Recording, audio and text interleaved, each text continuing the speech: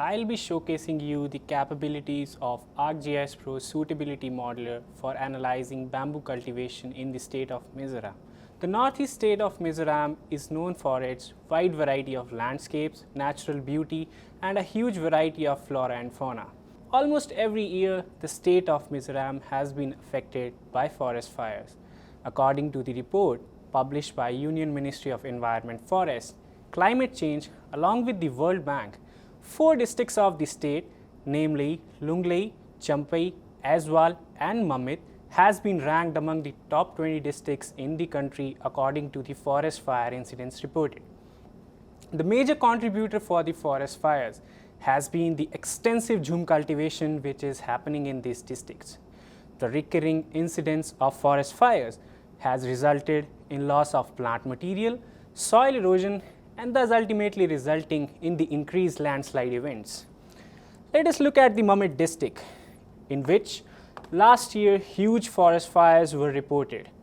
To validate this, we have taken the ISRI MODIS live feed from ISRI Living Atlas, and which shows the forest fire confidence of 0.7, thus validating the high incidence of forest fires.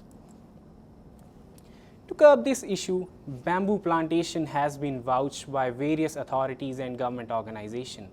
Bamboo, because of its high water holding content and the capacity to produce the substantial biomass, has been an alternative for arresting soil degradation and producing suitability. Let us look at ArcGIS Pro now and see how we can utilize the ArcGIS Pro Suitability Modeler for creating and identifying the suitable bamboo plantation sites. Bamboo plantation requires a certain set of parameters to grow, which are 10 to 20 degree of slope, 100 to 300 meter of average rainfall, and an elevation of 300 to 1000 meter. To create a suitability model, we require certain raster data layers, which will be slope, aspect, soil erosion, precipitation values, and temperature values. All these data layers have been taken from the exhaustive content that is available on the ISRI Living Atlas. So once these layers are loaded in ArcGIS Pro, let's go and start building our model using ArcGIS Pro Suitability Modeler. So the ArcGIS Suitability Modelers allows the user to define the weightages to the parameters that they have selected. It is very interactive and the users can change the parameters according to the rules they want to define.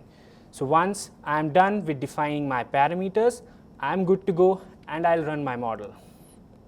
So let's see how our model comes. So before that, we'll just remove some layers. So the output looks like this. So the green areas in over here shows the areas which are most suitable for bamboo plantation, and the red areas shows the areas which are least suitable for bamboo plantation. To validate more about this and see how our model is behaving, the transformation pane and the histogram within it shows the overall suitability of your model. On the right side, the histogram shows you about how your slope is making an effect on your suitability model. The transformation window within the transformation pane lets you know have various functions which can be changed on the fly, and the user can analyze the results within a single click. We can integrate both the 2D and 3D views in a single ArcGIS Pro because of its huge dynamic capabilities. These dynamic capabilities allows the user to analyze your results more interactively. Here, if we see, the green areas are the areas which have been identified as the most suitable one, and the red areas are the least suitable ones. Using ArcGIS Pro latest suitability modeler and its capability and the exhaustive content from the Living Atlas empowers the users like you to use easy to use spatial analytics tool for quick decision making. Thank you.